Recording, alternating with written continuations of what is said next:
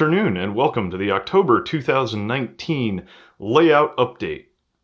Sorry it's been such a long break since my last video. I spent a significant amount of time just trying to get the track work perfect before I glued it down, making sure I didn't have any electrical issues, making sure I wasn't having any spots where clearance was an issue. So that took probably about a month of my spare time just fiddling with it and making sure the two mains were absolutely perfect before I permanently attach them down.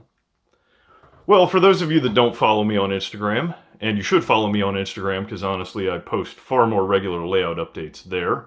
The link is in my bio. I've done a couple of things. For starters, the hill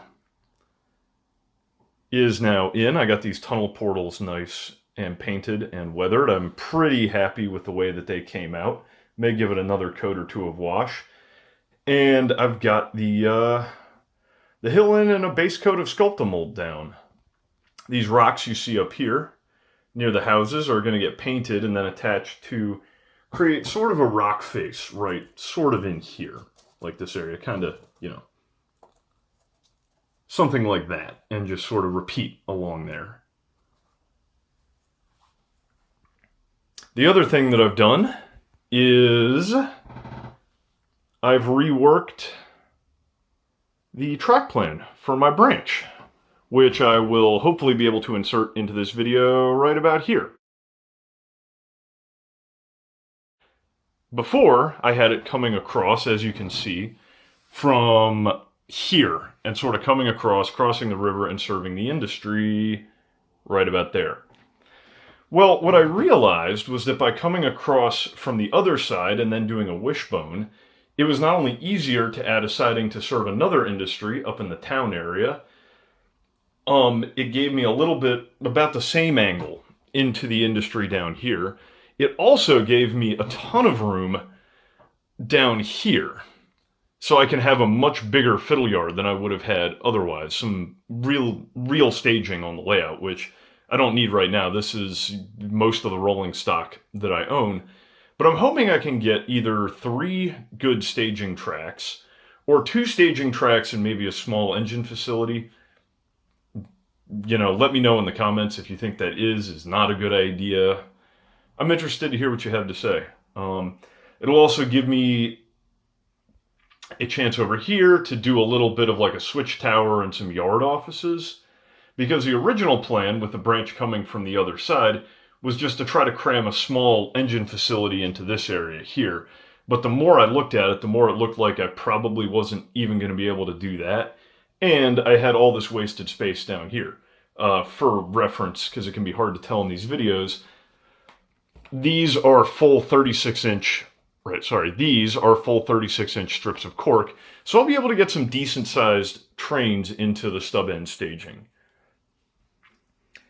I've ordered more wire so I can do an independent bus for the branch line and the yard. Again, let me know in the comments if you think that's a dumb idea. I think it'll be pretty good. I can't really articulate why, but I think that it will make troubleshooting easier.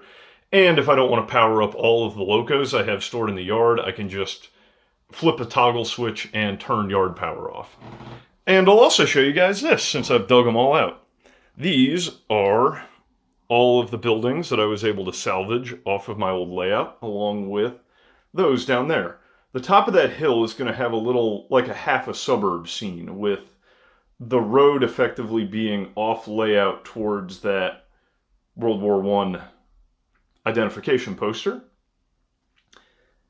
And here, once I get the track in, I'll kind of figure out how many buildings I can actually have. I've got 5 more of these. I'll pull a good one here for you. I like the way this one turned out. 5 more of these IHC town kits, so I'm hoping to do a couple more little side streets in here.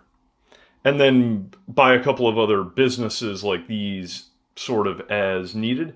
The station is still going to go somewhere in this area.